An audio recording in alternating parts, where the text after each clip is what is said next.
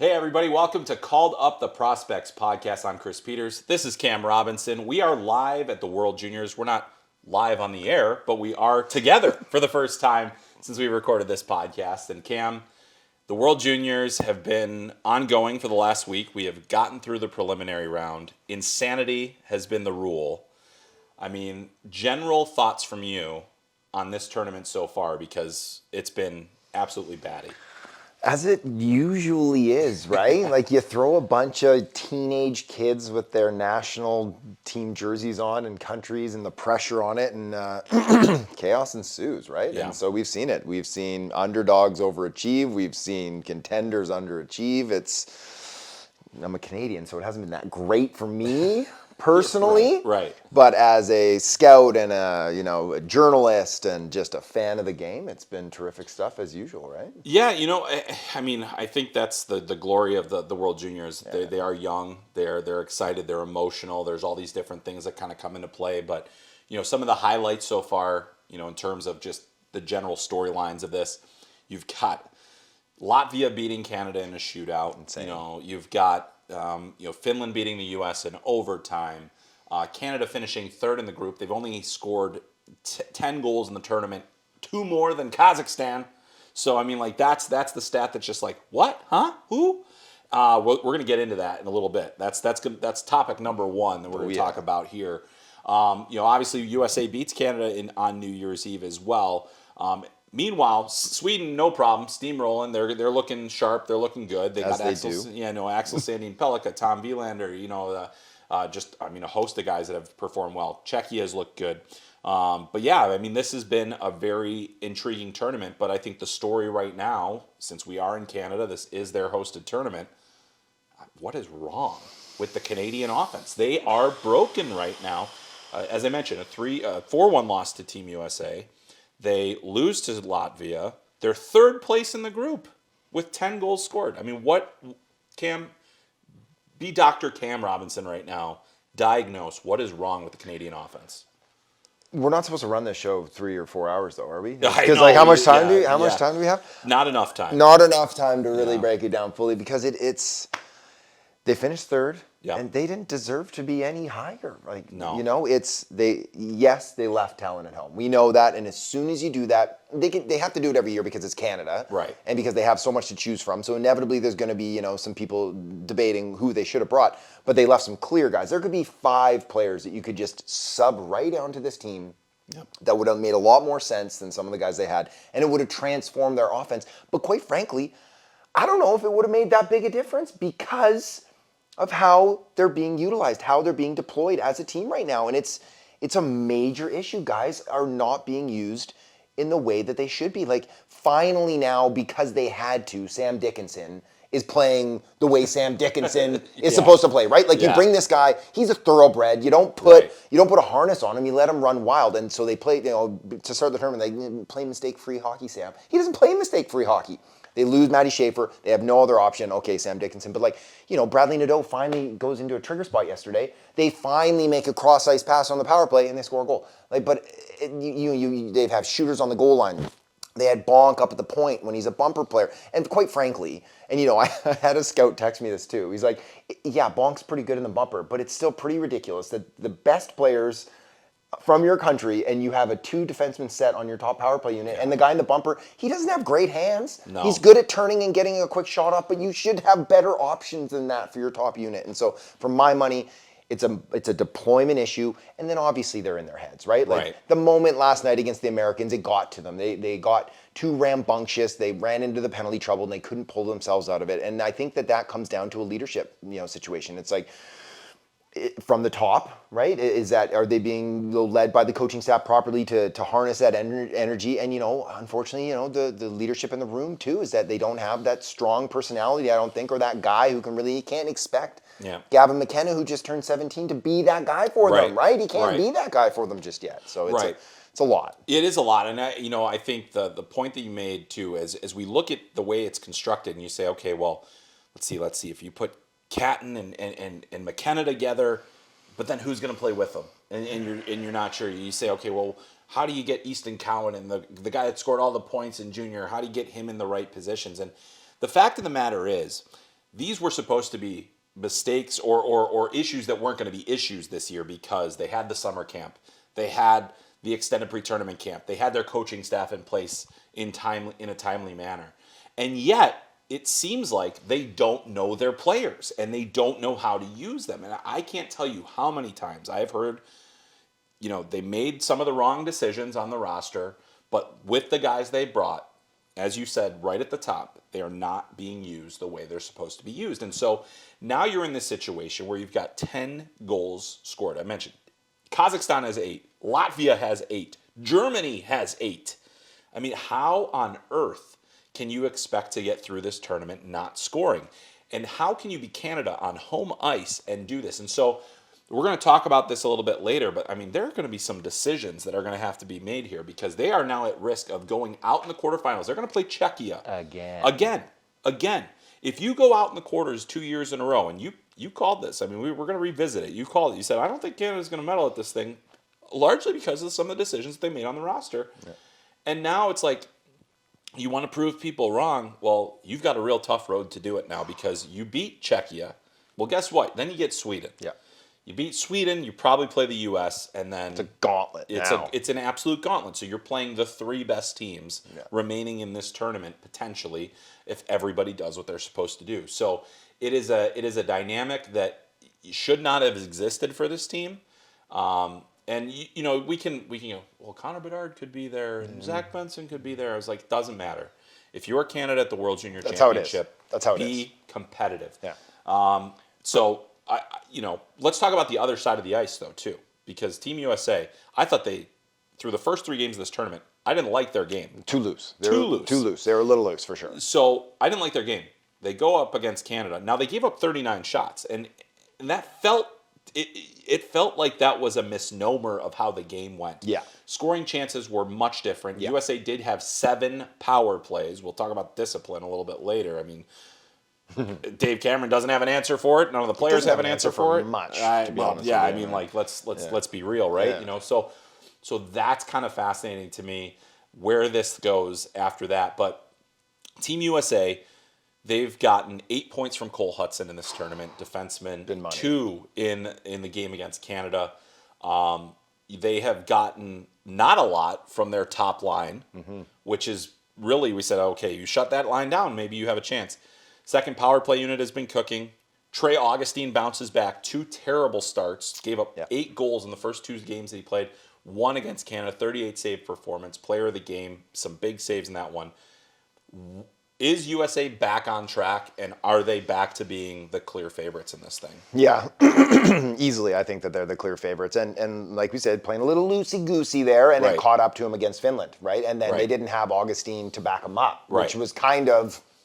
If you want to play loose, we got Trey back there, and he's gonna shut the door. And we said it on press row last night. It's like you don't want him to get a lot of shots early and start to get into his rhythm, because that's exactly what happened. Right now, he's gonna shut the door on you.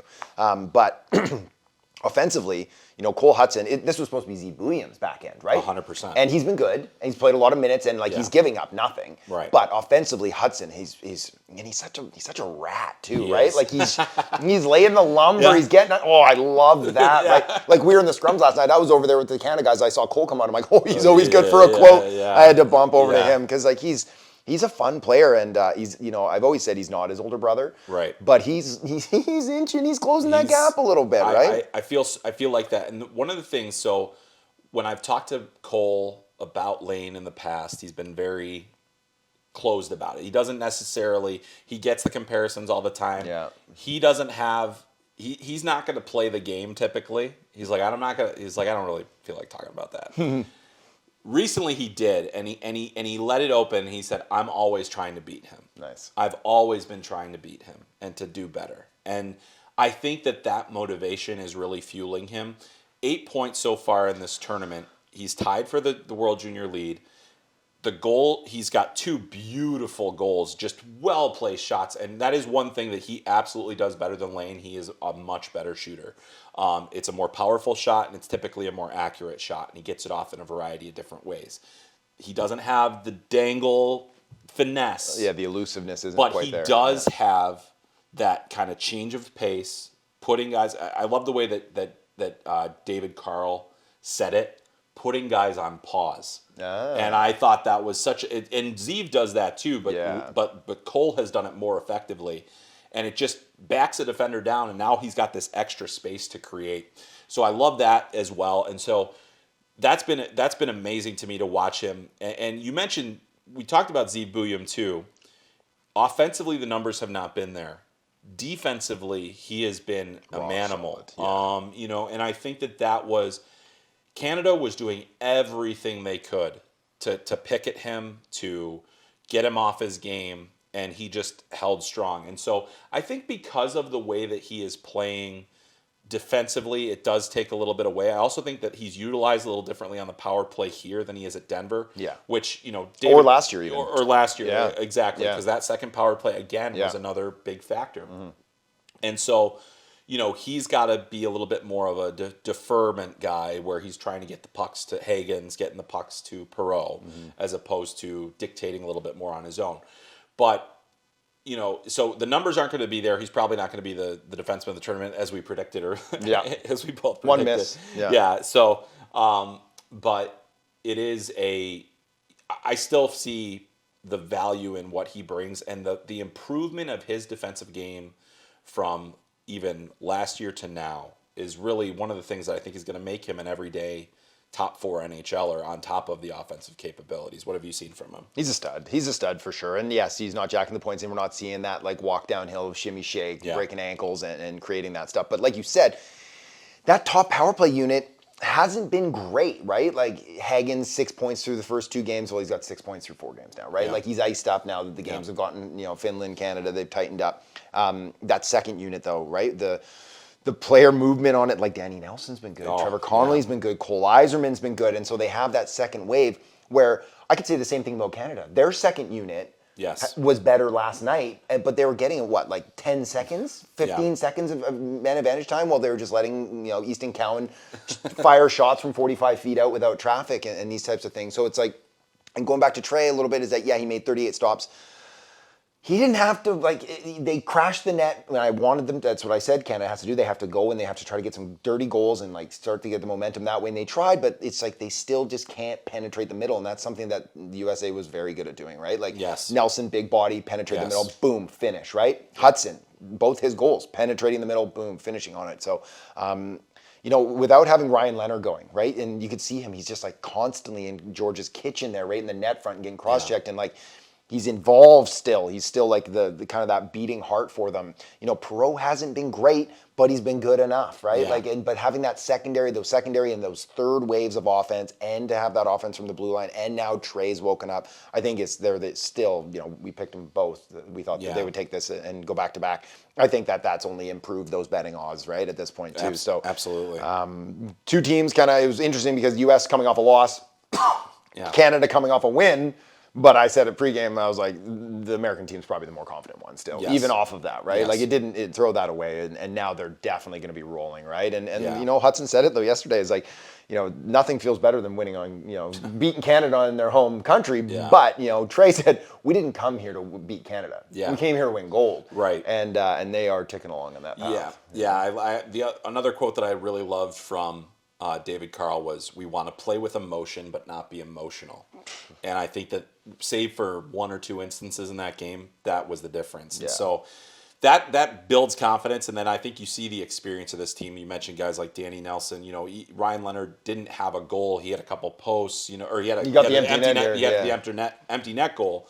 So he didn't beat a goalie, but or the post a couple times. But he's starting to get there. He's been putting a lot of pucks on net. Also, older brother John got a couple of shorties last night. I thought for sure the Leonard family was going to have a 4-goal night there, or maybe even a 5-goal night with Ryan, but he couldn't get it in. But John Leonard tearing up the AHL this season, so just got to give a quick little AHL plug there on FloHockey, of course. You know how we do.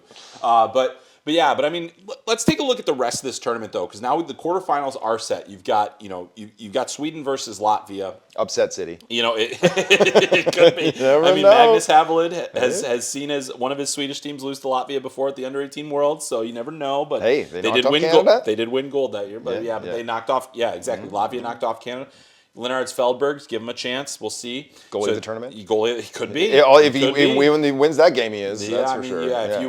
Then everything is possible. Yeah. I love that great quote that we got from our own Liz Child, just asking him, and he's like, everything is possible, and it's still my favorite clip. It's just like the emotion of Latvia's win. The spin on Kevin Garnett, eh? Yeah, I like exactly. that. I like that. Anything is possible. Yeah. No, everything is possible. I like that. Yeah. So, Latvia is the story of the tournament, but Sweden's been very good. We're going to talk about them in just a second. And then the other quarterfinals that we have, you've got USA versus Switzerland. That's how big that win against Canada exactly, is. Right. The Swiss have nothing. No, that's a cakewalk. That's one. If you're USA, don't fall asleep. Because we did see UNLV beat Denver this week, but don't fall asleep.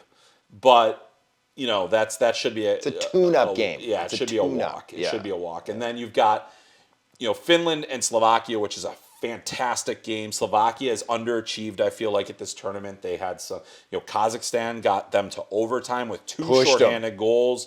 Dalibor Dvorsky was just miserable after that game. He had 4 points, and he just, But he hasn't been great either outside of the production, I would say, right? He needs to be better. He does, right? and I think this is the moment for him. Yeah. He has been a lot of talk about, we are going to get out of the quarterfinal this year. We are not just going to settle for getting into the quarterfinal. Well, now they got a chance. You're set up well because Finland finished second in the group. And now that's a matchup that I think is good for Slovakia. It's a winnable game. You got a chance to get yourself into the medals if you win that one. Yeah. And then the last one, Canada, Czechia. And the Czechs did lose. That's a coin. Yeah, flip a coin. Yeah. Michael Hrabal can be the difference in that game. Carter George can be the difference in that game just as easily. Yeah. Great goaltending all around. But Hrabal can be a little bit inconsistent. You're never quite sure what you're going to get.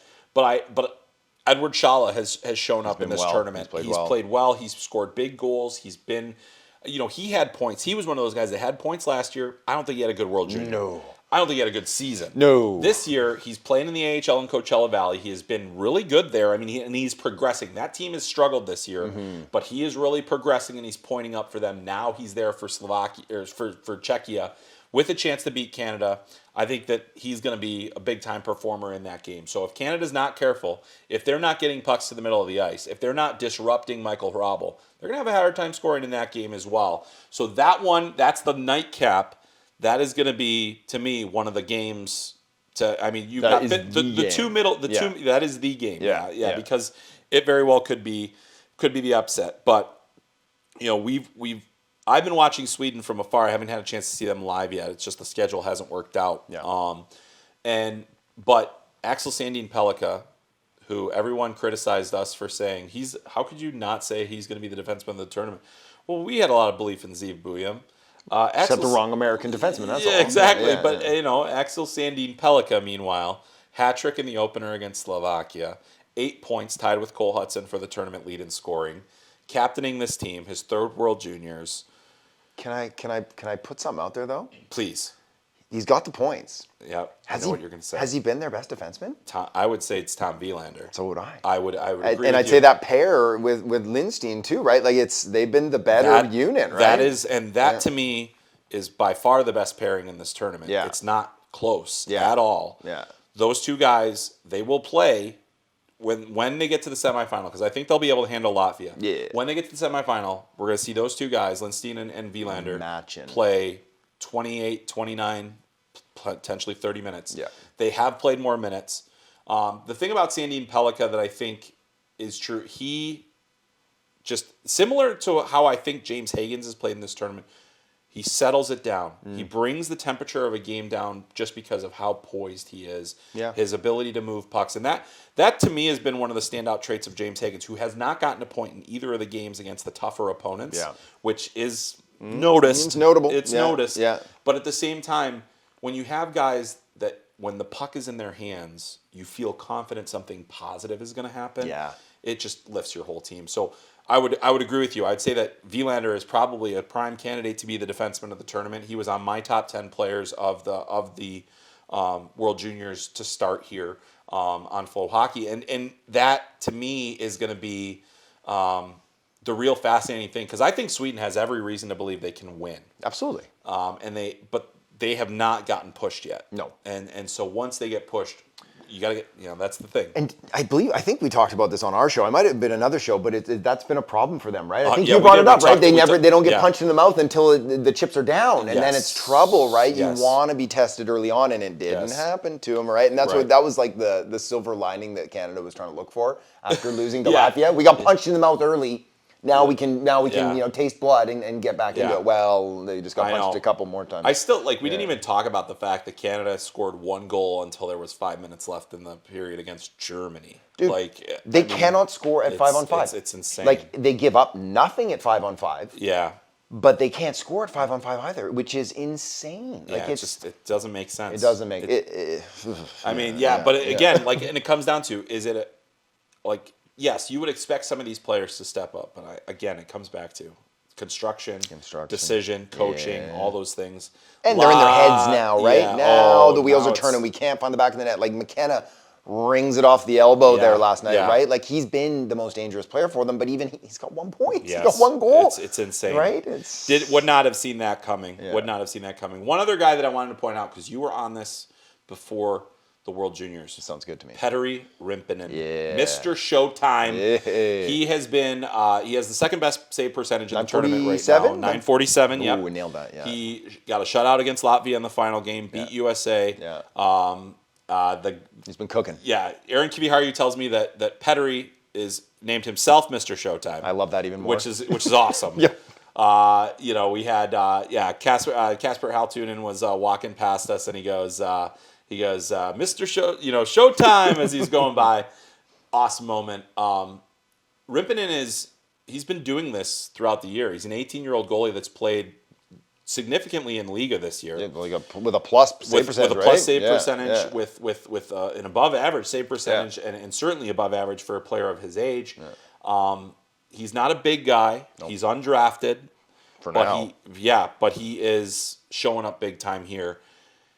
Is that enough? Because I think Finland is also, they haven't really opened it up scoring wise either. They have 8 goals in the tournament too. They don't have the horses either, though. Exactly. Right? So do they have enough to not have to completely rely on Mr. Showtime here? They have enough against Slovakia. Yes. To get by, but after that, I think that's where you run into the Americans, and it's like, but they beat them in round robin play, right? Exactly. So anything can happen, but I think the safe bet is that Rimpinen plays well. Urban has not been great, right? So that matchup right there is huge advantage Finland. Yeah. They don't have a chalet. So it's or a Dvorsky, I should say. I'm thinking of Czechia. Yeah. So they don't have that real horse up front that can really drive play and you can count on to score. But I think they have enough to get by Slovakia, and then that's probably the end of their road. Yes. Then they go, maybe play for bronze and see what they can do there. But Rimpinen, he's a great story, and people are asking in the lobby last night here at 2 a.m, a bunch of Canadian fans were like, what about that Latvian kid, that goalie? Is he getting drafted now? I'm like, well, he's on a heater. He's having a good time. But it's Rimpinen who might be actually pushing his draft stock to be taken as a draft +1 here. Yeah, absolutely. Yeah. I mean, I think that you can kind of set the table for yourself here. Peter Kochetkov was a guy that did that at the World Juniors a few years ago, where he was a re-entry, and he had a really strong tournament, and then continued to have a strong tournament out in Russia, and that can help you. They really can. And then there are always you can look back at guys like Dennis Godla who beat the U.S. one year, and he never sniffed the NHL, but that's the way it kind of goes. But World Juniors, it's been a blast. I mean, we're going to continue to cover. Once we all get back from the World Juniors, we're going to recap everything. We're going to kind of do the post-mortem. But we've got some more World Junior talk coming up a little bit later in our show, in our Beyond Belief segment that you guys seem to enjoy. And then also and we enjoy too, doing it because it's funny. But yeah, I think there's been a lot of news on the NHL draft front as well.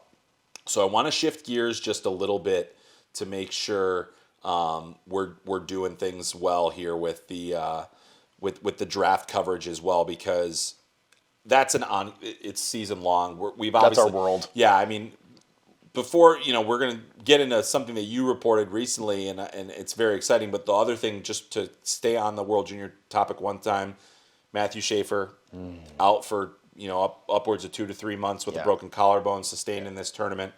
Porter Martone has been a healthy scratch, although He's coming back in. He's coming back in for Yeah. the quarterfinals. Thank goodness. James Hagan 6 points, but against the weaker teams in the bracket. Eklund has pointed up for Sweden. He's been a significant piece for them and has played well.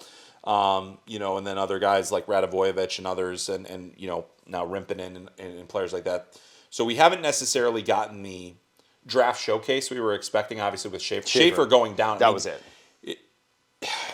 What a shame. But yeah. But there's a lot. We'll recap the draft guys when the tournament's all over and we see, get the full picture of it. But obviously, our best goes out to Matthew Schaefer because, the kid's he's had tough break after tough break. Well, I was going to say is that for someone so young, right, just turned 17 a couple months ago, to go through like everything that he's had to go through off the ice, the mono and now the broken collarbone. I ran into him in the bowels of the rink there the other day. Him and Martone. Martone was getting, was going to be the healthy scratch that night. And he's the arms all slinged up.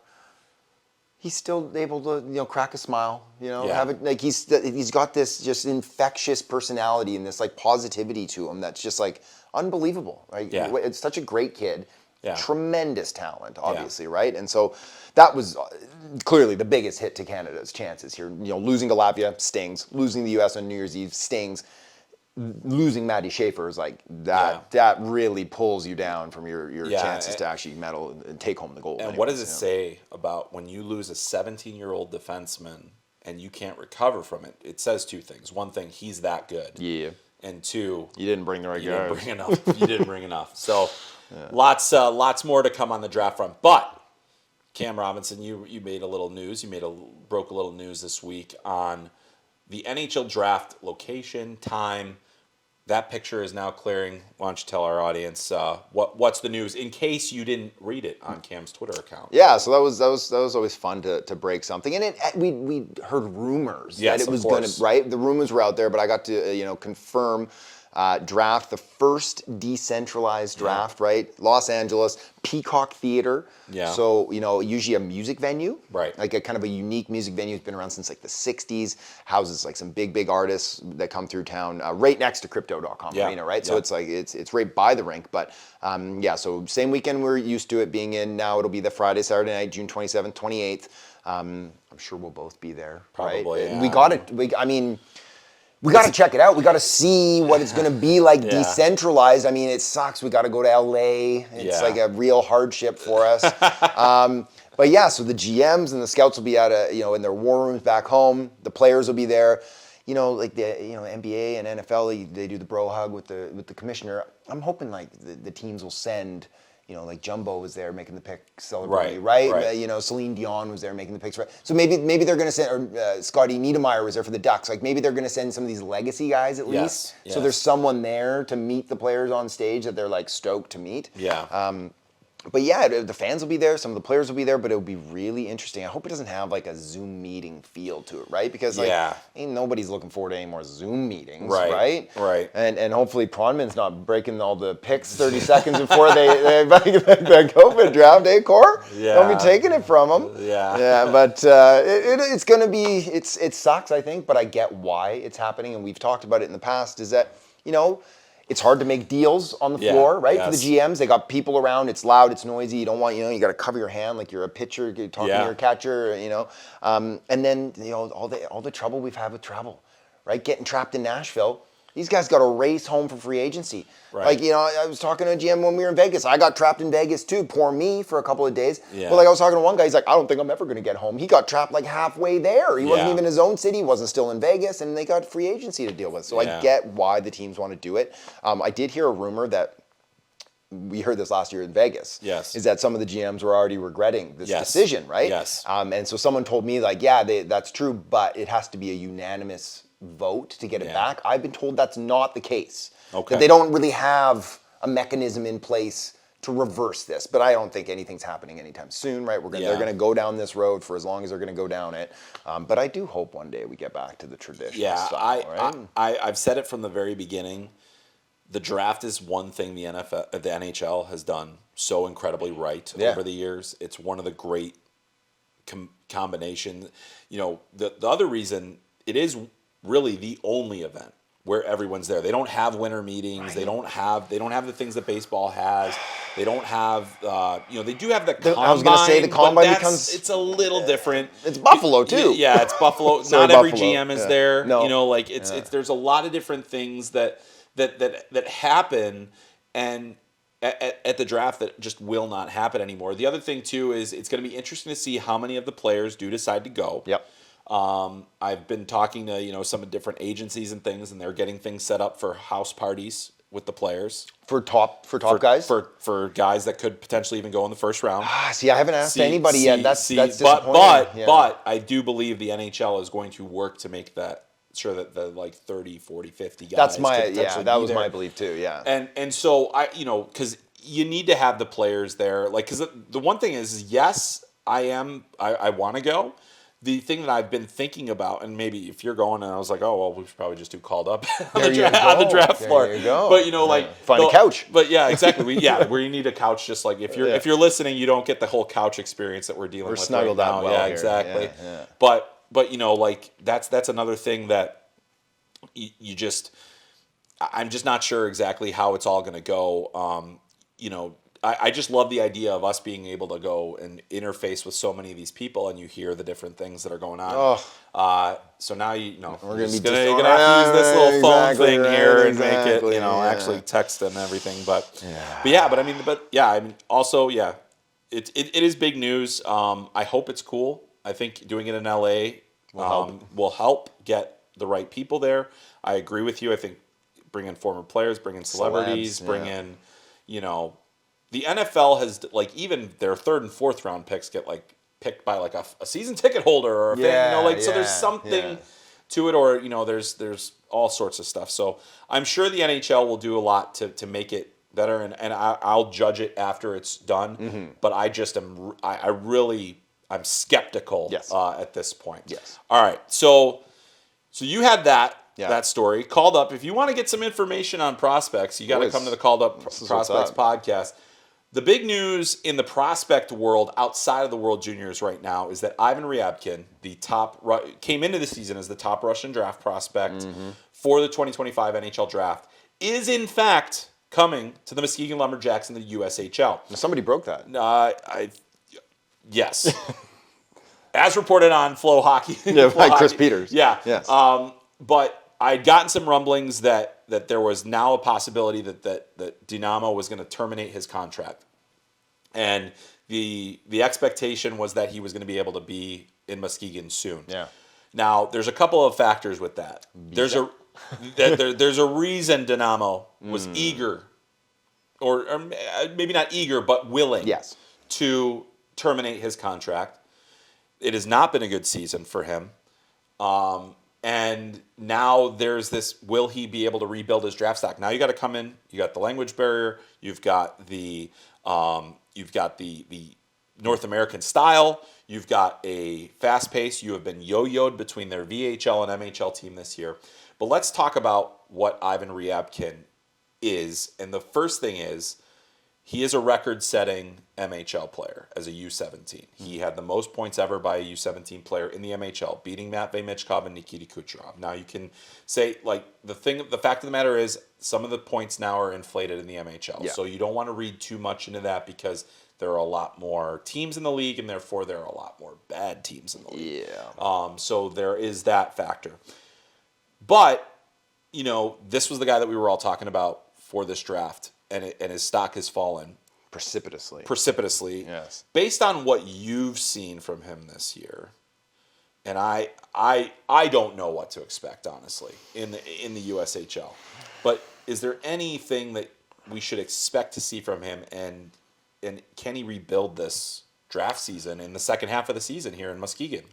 This is his best opportunity to do it, because Correct. the bridges were burned, right? He came in, from my understanding is that he's I'm going to walk in there and I'm going to play in the K and it's going to go well. And they're you came in and you're out of shape and you're not working hard enough and you're not playing well. And now you're going to the M and now you're disappointed that you're back there. Yeah. Well, guess what? Now we're going to scratch you because you're not working hard and you're not in good shape. And it's just been this snowball effect. And so he's going to have to come in, like you said. It's not going to be easy, right? Right. You're getting airlifted into a team mid-season. You don't know the language, you don't know the culture, you don't know the style, and now you're going to have to go and be that kind of ferocious type of offensive player that he was in Russian juniors previously, which I'm sure is still in there. Yes. But you got to hope that this is like someone's lighting a fire under him, right? Because if he comes over to Muskegon and he plays the same way, and he's floating and he's not giving it all, it'll crash his draft stock. Like I don't know if you even get drafted. Like to be quite honest with you, we talked about it. Is he still a first round prospect? In my opinion, no. But does he have the opportunity to get himself back in there? Yes, I think he does, because now it's in a spot where teams can see him live. Yeah. Right. Much harder to do in Russia. But he's got to do it. He's got to really turn it on here, and he's got to take onus of his own future. And I think that's going to be the biggest thing here. Yeah, absolutely. I mean, the USHL is going to provide him the platform that he was not getting in Russia. And I think the thing is, one thing that I also think about, I look at what happened with Demidov, what happened with other players. The Russian development model, we have to continually remind ourselves, is not built to create NHL players. It is simply there to get players to their pro team. And once that is no longer the priority for that player, it goes by the wayside. Yeah. But if the player doesn't play by the rules at the time, then they are at risk of what happened to Rabkin, where you're getting yo-yoed, you're getting healthy scratched, you're getting your coach is sewering you in the media, you're getting all of these different things that are happening. And so Muskegon has had a lot of success with Russian players over the years. Andrei Svechnikov was there. Matt Gridden got a first-round pick out of there. Gushin, guys that have gotten NHL contracts out of there. So they have had success with Russian players. They've had a pretty good pipeline there. The other thing is that they're in first place in their division, in their conference right now. They are one of the best teams in the USHL. Yeah. They have traditionally been a haven for top-level draft prospects. They had 2 first-rounders last year. They have a few drafted players on their roster now.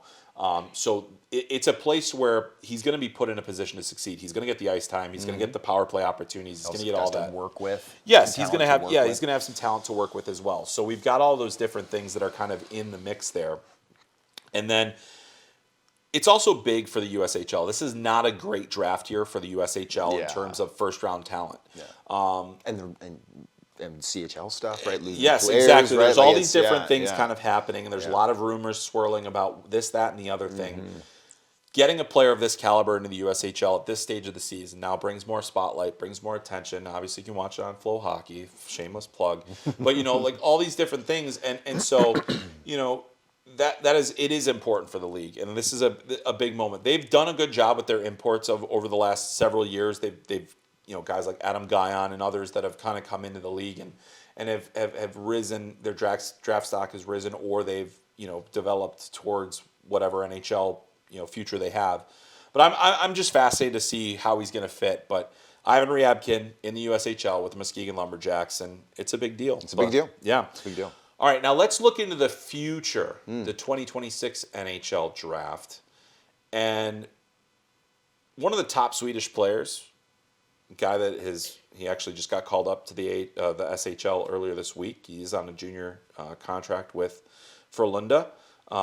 His name is Ivar Stenberg, and you had a little bit of news about him as well. What's the latest on Ivar Stenberg, and could he be coming to North America? From all indications, again, I try not to run with these things because it's the whole Michael Misa thing I reported too, right? Is that until something's done, it's not done, right? But so I had, from a couple of sources tell me that, Stenberg was very much considering coming over to North America and playing college next year. I had a Swedish agent say that was the expectation. They didn't know what school it was going to be, and I finally locked it down, that it's quite likely that Ivar Stenberg is going to come and play at Boston University next season. Which apparently Boston University is now, Sweden is a feeder school, or a feeder program for them, right? Yeah, exactly. We got Tom Wielander, we got Alex Zetterberg, and Ivar Stenberg, right? And so, which is like pretty unique. Like Wielander, he was like a trailblazer, right? Go from the J20 in Sweden to the NCAA. It's a big leap, and it's not one. And so Wielander was really vocal about why he did that. Yes. Is that the opportunities to move up into the SHL just weren't going to be there. You wasn't going to get the opportunities, the minutes, PK time, PP time. Like, it's just the development model similar to what we talk about in Russia. It's like the SHL is not a developmental league. It's a league that they try to win championships, right? Right. And so same with Alex Zetterberg. And so now I think that Otto Stenberg, older brother of Ivar, maybe he hasn't been thrilled with all the opportunities he's been getting with Frölunda either, right? And so I'm not saying Otto's going anywhere, but for that family, they've already seen what the older brother had to go through. And so maybe they're looking for another path, and maybe that could be part of the reason why they're looking at this. But again, until he signs a commitment, it's not going to happen right now. Right. But the expectation is, we heard this about Zetterberg last year too, right? Correct. We heard it before it was done. Yes. And then it got done. Yes. So I do expect it to get done. And then, he's, what has he got, like 45 points in 25 games? Like, he's projected top 10 anyways, top 5 maybe. We'll see how next year goes, but he's a very dynamic player, high end player. With Holenko was just money, right? Like, so good. So it's a big piece, and it's cool to see the NCAA, right? Like, they, maybe are they pulling McKenna next year? Like, are they like, is that where we're going to be watching all our top end draft eligibles coming up here in the future, which is huge for them? But how are these other nations, right? Sweden's going to be pretty upset to be losing their high-end prospects for their draft year, just like the CHL is like, please, Kevin, don't leave us. Yeah, right. And like, so, and the other interesting thing, and the other interesting thing about the Stenberg situation is that, yes, there's that possibility he does come to the NCAA, but there's also that possibility that now he's got a little leverage. Yes, exactly. So you're saying, it's in the same ways that the NCAA was used for leverage in previous times.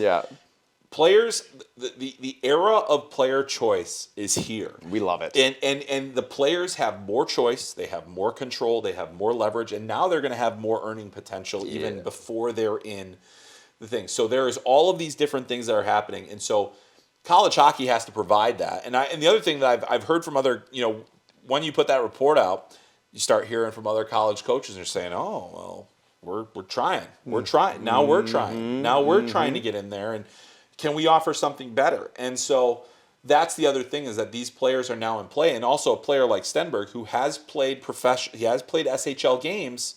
This new NCAA rule opens it up. Did you not get paid? Like, Tom Wielander had to sit 2 games for 2 minutes of ice time. Allsvenskan, like 2 years earlier, 2 right? years earlier. Yeah. That wouldn't have happened anymore. No. So now you have this potential. It opens that, and now, like you said, Sweden's got to make the case to keep those players. And so, I mean, the other thing too for Ivar is, well, I'd love to get drafted out of the NCAA and, just not have any of these loan situations and all this other stuff. I'll say that after I tweeted that, and so the next day I heard from someone in Sweden and just said that, like, the Swedish Hockey Federation and, like, the SHL, they knew that something like this could happen, but they're not happy about it. They weren't happy about that report. Right. So maybe you're right. Maybe it ends up being that they're like, okay, Ivar, we'll give you what you want. Right? What do you want? Yes. We'll open up the cookie jar for you. Please stay. Yes. And maybe he ends up staying. Right? Like, and that's always a possibility. But I think either way, like, that's the thing, is like, we, like you said, until we know, we don't. But I think that it's far enough down the line. This is going to happen. More and more. So that's honestly, Cam, it's fascinating. And man, here's, like, the era of hockey that we're in right now creates all these interesting situations. I think it makes our jobs a little more fun because everything is on the table now. And in the words of Lennart Feldbergs, everything is possible. Everything is possible. Everything is possible. So we love it. We bring it back to Lennart Feldbergs. All right, so let's move on to our Beyond Belief segment, and I'm just going to read these off because I'm holding the phone. I got a little script here, and I'll read them, and we'll both answer them. But Beyond Belief, if you haven't seen the show before, we will read a statement to each other, and one of us will decide whether it is beyond belief or if it is a true statement, often forward-looking, often something in the future, sometimes prediction involving. But this time we will keep it. We got NHL Draft and World Junior stuff here. Great time. All right. So, Cam, first question. We kind of talked about this a little bit, but now I need to get the definitive answer. Ivan Rabkin will rebuild his first-round draft stock in the USHL. No. It's beyond It's belief. beyond belief, people. I'm not buying it. I'm not buying it. And maybe I'll choke on those words, but I have a hard time with talented players who don't work for it. Right. Give me some of that talent, I'll work for it. You know Yeah, what I mean? yeah, You know what I mean? exactly. Yeah. There's a million kids who would die to have that level of talent Yeah. and would run through a wall for it. So if you don't want to work for it, I'm not. So maybe this will be it for him. But I'm going to say beyond belief. What do you think? I think again it comes back. We talked about this in a beyond belief segment already. It comes back to, is this draft good enough to pass on talent? And I think in a lot of cases, NHL teams, now they're going to have a chance to interview this guy. Now they're going to have a chance to get to know him. Is that a good thing or a bad thing? Exactly. Yeah. Exactly. Yeah. So to me, it is also beyond belief. So I've moved on because I think that there are a couple different ways to handle problems. One of them is to meet them head on and to make the corrections. The other is to leave. Yeah. And I think that will speak to NHL teams. I'm happy that he's in the USHL. Great for us. Happy. Yeah, it's great for us to be able to see him. Yeah. I can't wait to go watch him play and see for myself. If we eat those words, Good for him. good for him. Good for him. Exactly. Right? Exactly. I hope he does. I think that's one thing about prospect guys. Do we want to see players fail? No. Never. We want to see everybody succeed. Exactly. Better for And business. Yeah, it is. It is. But it's like, yes, They're we want kids to be too, right? Yeah, These exactly. are teenagers, and exactly. we were all a bunch of goons at one point too. Yeah. All right. Well, this comes back now. This is your reporting. You say I'm saying Ivar Stenberg will end up on a college campus in 25, 26. Not just a college campus, Boston University. Yes, that is where I wouldn't have put it out there if I didn't think that was going to happen. So yes, I do believe Ivar Stenberg will be at BU next year. Maybe skating with a couple Misa brothers too, hey? Oh, Maybe wow. that'd be a fun little line Could there. you Imagine that recruiting class? It brings a new level to blue chip. I mean, that's the other thing too, is now you got to think about who else is on the table, and if you start collect this international collection. So I'm gonna let you. I'm gonna let that one sit. Just let it linger. Let it linger. Gonna let you have your moment in the sun with that one, because Marinating in there. I think your intel is stronger than mine on that one. So we'll go with you. All right, this is a tough one. Okay. Matthew Schaefer is going to miss 2 to 3 months. Has missed some time due to mono. Matthew Schaefer is still the consensus #1 pick right now. Did y'all read my article the other day? I pulled 10 execs and scouts, asking them who's #1.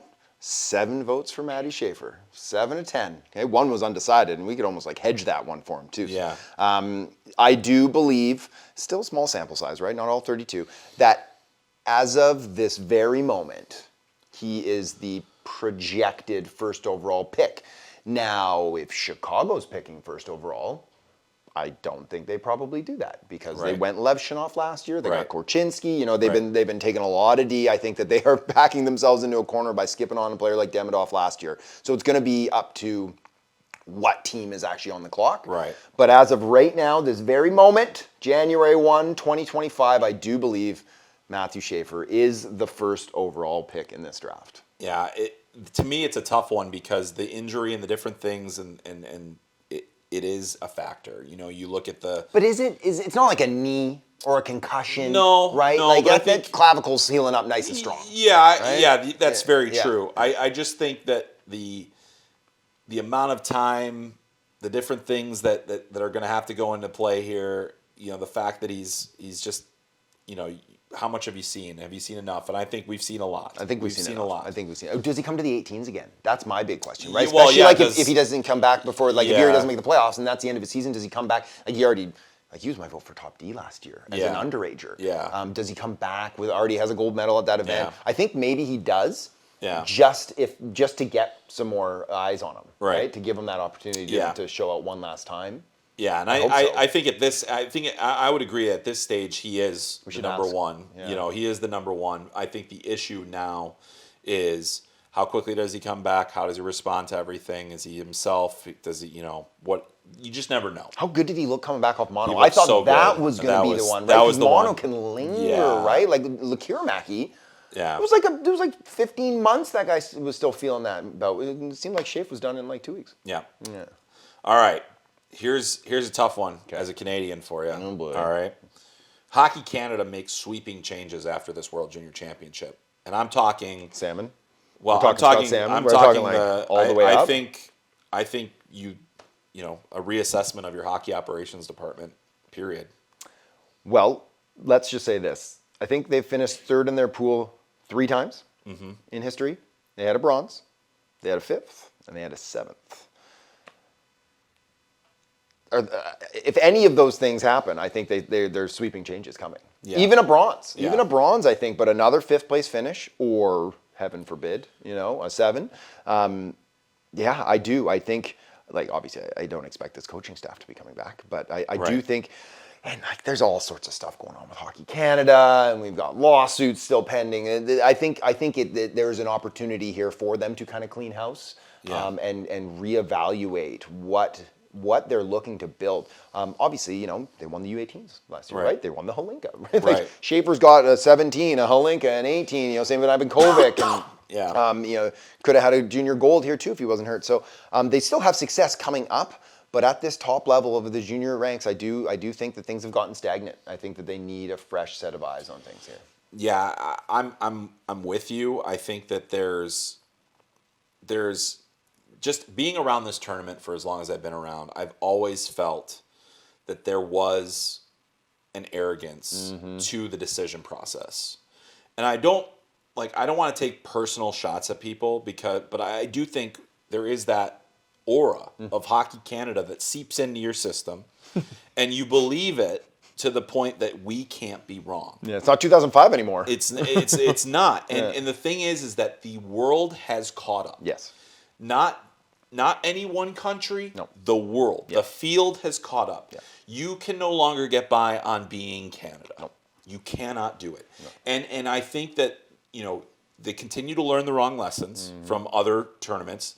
The team that they told us they built in going back to camp is not the team that's on the ice. They're not harder. No. They're undisciplined. Yeah, that's not it. That's nothing. That's not the same thing. Anyone can do that. How many like you talked about the need for Berkeley Catton told us after the game, get one greasy goal and then it'll all come through. They haven't gotten one greasy goal. They got the one off the end boards against Germany, like their only 5-on-5 goal in the last 300 minutes. Yeah, and I wouldn't even call it greasy so much as it was lucky. And so the thing is that when it's systemic. Yeah. I do think it is systemic. I think that they will have to look at how they're doing things in the program of excellence, which has been a standard. Like, they lost to West Germany, and that's what created the program of excellence. And so, but like, let's also think about the sweeping changes that have happened in Hockey Canada. This is an answer that's way too, like, someday we'll have to have a whole thing.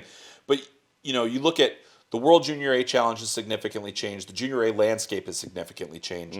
The Under 17 Challenge continually has been changed and revamped. And then you're also taking Russia out of the equation earlier in the process, which is part of the development. Playing those games against Russia, that is missed opportunities. You have fewer and fewer opportunities. So there are a lot of things that are outside of Hockey Canada's control, and there are a lot of things that are within their control. I think one thing that's within their control: who is making these decisions?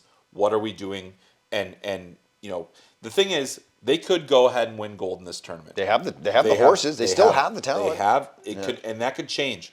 But I think that can't be enough. No, that's what I was going to say. I don't think that should let them off the hook. Yeah, but it will. It will. It will. Yeah, exactly. It will. And not to say that there aren't like pieces up in that management group and above that aren't worthwhile, right? Yeah. Like we're not hanging this on Brent Seabrook, right? Or Scotty Walker, it's not. It's but like systemic, I think, is a good word for it. Yes. Because you're right. There is this, and as a Canadian, there is that sense of hubris. Yes. Right. That we are Canada. We can pick and choose and get a little dicey with our selections and leave these guys behind that are putting up 2.5 points a game in junior because we're going to play this style with this team. Yeah. Bring the horses, let them run. Yeah, I mean, I'm still stunned by this development here, and it's crazy that it's gotten to this point. All right, so that is our Beyond the Belief segment, which I always have fun with. I never really know what we're gonna say and how long it's gonna go and how much we're gonna ramble on, but we got some good stuff there. We rambled today. We rambled a little bit. Yeah. Sorry, Liz, for that one. But yeah, but the other thing that that I want to do is now we got to go back and look at our medal predictions from our previous episode. Revisiting here.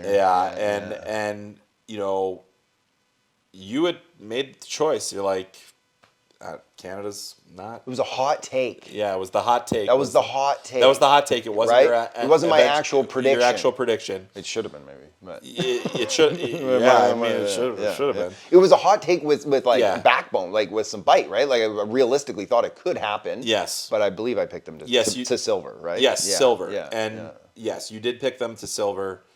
And did you pick the Czechs for Sweden? Sweden for the bronze. Yeah. Which I think is much more in play at this point. I also think that they're like the thing that I kept thinking about too is Sweden. Like if I were like putting betting odds on this tournament right now, would I put Sweden at number one? And the reason that I wouldn't is because of what we've talked they got about. The path. Yeah. They have not gotten punched in the mouth yet. Yeah. And you know, you play USA, they're gonna. I'll go and punch you. Yeah. Even Canada's going to punch you. Physically, they will actually punch you. Someone's getting punched. Somebody is getting right? a major penalty, and it'll end the game. Easton Cowan will take a very intelligent penalty. Oh man, I hope he hasn't been on social media lately. He's getting cooked. But anyway, so revisiting, we both had USA for gold, yes, and we're sticking with it. We're sticking with that. Yeah, we're not moving on that. Silver, Sweden. Yeah. I do think that they have that decor. Yeah. I am a believer in. A believer? A believer. Yeah. A Vilander. Shout out to Justin. Yeah. That's our guy. Yeah. But I think I think that's a team that is a real threat in this tournament, even though we've had our doubts about them. They don't have the superstar up front, right? They don't have like last year they had Lakiramaki, right? Who could just finish all day. Yeah, but they got enough. Yeah, they've got enough volume. guys. I think they have enough depth. You've got Stenberg, you've got Wahlberg, you've got Eklund, you've got Engersorum. Engersorum's been so good in this tournament. He's so detailed. I mean, I hate when he enters the zone and then just curls back into pressure. But other than that, he plays a style that I think helps you win. Yeah. So that's a team that I think absolutely yes. And I had said Slovakia I had said Czechia and then I said Slovakia after later. Yeah. I'm going back to Czechia, which was my initial one because I do think that the goaltending is going to hold up. I think medals matter to them. So you think Czechia is knocking off Canada? I think the upset's coming because I think that Canada is they're in that psyche right now where it's not going well, and they don't have enough time to correct that. Yeah. And that's my fear. They didn't practice today, which I don't have a problem with. But at the same time, you have a limited amount of time to get things right. No practice after the Latvia loss. No practice after the American loss. I with the way that things are not going well, they don't look cohesive. They're not clicking. They are obviously going to change the lineup, right? Yes. Martone's coming back in. Yes. New Where's lines. He gonna go? They have to blend. It has to go into a blender. So they're going to get a game day skate in, and they're going to play around with it. Then I don't love that at all. Again, another example of just from behind the bench. Yeah. I don't think that's the right call. If you like Team USA, take the day off today, boys. Yeah. Got yourself a dub. It was New Year's didn't. Eve last night. Exactly, They right? didn't. And they're skating today, right? And they had the reason that they could have taken the day off, not Canada. Yeah. So, no, I'm with you on that. And just because we can't agree on anything, on everything.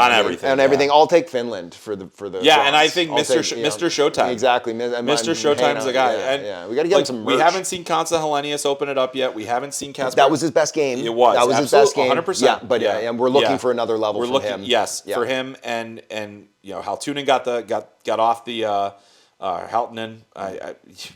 He got off the Schneid. He got a goal the other day. So there are guys that can make a difference for them. The reason I'm going to give it to Finland too is because Czechia didn't bring their top two defensemen. Which we had talked about. We've lamented about, all right? And I think that could, honestly, that could come catch them against Canada. We'll no see. Dominic Badinka? Yeah. That guy would be eating up 25, 27 minutes a night, right? Murtka, you got physicality, you've got size, you've got... Against a Canadian team that just can't get to the middle, now you're throwing out pillars out there, different right? guys out there. So a lot of things. But, I think obviously some of the other things that to revisit to MVPs. I had Ryan Leonard, So did I. and I don't think that that's going to happen. Maybe he goes bananas in the medal round. He could. I Hey? mean, like that's the thing is like I feel like if not you out were of the to ask question. me who the MVP of this tournament is right now, I got no answer. Nope. I mean, so I think because the media votes on it and because most of the media has been at the Canadian Tire Center, I don't think it's going to be anybody from Sweden unless they win it all, unless they beat Canada or something like that. Yeah. So There is no front runner though. There is no front because like runner. I don't think it's Cole Hudson either. No. Right? It's not ASP. He's not even the best No. defenseman on that team. Hagens is sitting third in scoring, but he's certainly not it. Yeah. So I really think it's going to be driven by the medal rounds. I don't Yeah. think we there's not a clear picture. It could be. Oh no, I said it was Trey Augustine. you did. I said Trey, and you know what? I think that Bring it back. I'm bringing it back. I still think it could be Trey. Yeah, so that's the thing is he's not going to have the nice looking save percentage. He's but only doing all right. He's good. Yeah, he's doing Right? okay. He's doing well, okay yeah, still. yeah. I mean, he definitely improved it. He helped it out there last in the night. Canada Yeah, game. yeah. But the thing, like his numbers will be one thing or the other. But yes, It's I mean the gold around the thing neck is, that'll really do. and then his legacy is secured as the greatest Of all time. And actually, he did tie Jack Campbell last night for most wins at the World Juniors by an American goalie. 10 wins. Once we expect them to beat Switzerland, it'll be 11. You got that tweet already done Yeah, up? In the drafts? Yeah, you got her in the drafts? It's there. Yeah. I hate doing that to Jinx just him? the nice young Swiss gentleman. Yes, but we're going to be back, after the World Juniors. We're going to come back at you guys.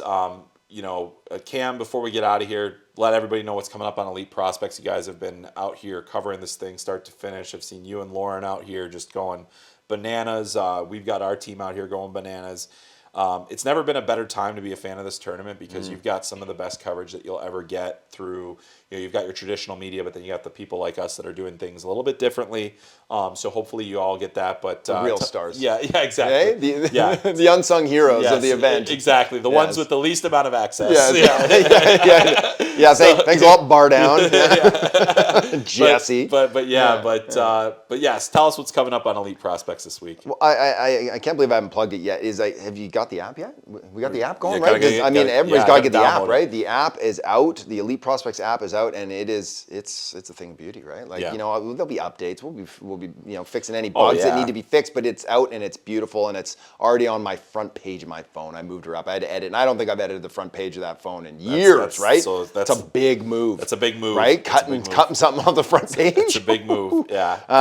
So obviously get that app. Give us 5 stars. Give us a good review. What was it? Puck Bunny 1. Maybe we get her out there. Oh yeah, too, exactly. Right? Yeah. This app is hot. Fire, right? Yeah. My wife's been calling out Puck Bunny 1 for she's been yeah. making references to Puck Bunny 1. It's been great. It's been fun. So 5-star rating on the podcast Exactly. too, and Puck Bunny 1 continue to rate it. Please. Yes, please. Yeah. And obviously, we're dropping all sorts of great content, just like Flo is. We got all our nightly stuff, and then we're doing our features, and like I said, we doing some insider stuff. It's all good. Lauren Kelly is just a machine on the social media side, writing. She is like just a warrior. Jack of all trades. Warrior on these trips with me. I love having Lauren next to me too. So EP's been crushing it. Yeah, absolutely. And on FloHockey, we are doing a lot of the same things. Got a lot of analysis, a lot of different things, a lot of USA specific coverage as well. We've got a lot of exclusive interviews, different things like that, stuff that we shot over the summer, produced pieces. We're all over social media as well. I got to give a shout out to Liz Child. Liz is also amazing. A warrior. Yep, exactly. Yeah. We've had Matt Crichelli handling video for us as well. What a beauty that guy is. I know. He's making lots of friends in the mix zone. I like that guy. Hey? And his EP profile page. Holy smokes. I know. Yeah. It's always nice when you have somebody on your staff that has an EP profile, and then they're like, they have some bona fides. Like, he played with Charlie McAvoy and Adam Fox. And he's making dive and kick saves apparently exactly, too, right? Yeah. So go see Matt Crichelli on Elite Prospects, but also check out all of his work on FloHockey and our socials. It's been a blast. I mean, Ottawa has been a great host. The weather hasn't been nice, but everything else has been good. No skating on the canal. So that's why we're on this couch here. Yeah. But you know what, Cam? This is a lot of fun. I think we're gonna have a lot of fun when we all get back to our home base. We will recap this tournament. We're going to have a full World Junior retrospective episode. And then on top of that, we will be getting right into the nitty gritty of the draft season as well. we I mean, will. it is just constantly going. So, want to thank everybody for joining us. A reminder: you can watch this podcast on FloHockey.tv, on the Flow Sports app, and also on our YouTube page. Stay tuned for social clips across the social platforms of EP and Flow Hockey. We've got a lot of those coming out your way on Called Up. Leave a kind rating and review on your podcast app of choice. Help us get up those charts as we continue to build this podcast. Thanks to everybody that's reached out. We've gotten a lot of great feedback from people in the industry, fans. That's huge to us. We are really having a blast with this. We hope that you guys are enjoying watching us on it. Boy, a lot more to come though, buddy. Right? We're just getting fired up. We're getting cooked, and the volume's going to get up. We're going to crank that volume. Hey. Hopefully, I mean, we're talking pretty loud right now. I think we're going to be safe. I think we're going to be good. Yeah. Anyway, that is it for this week's episode of Called Up, the Prospects Podcast. I'm Chris Peters, Cam Robinson. Happy New Year, everybody. We will talk to you all soon. See ya.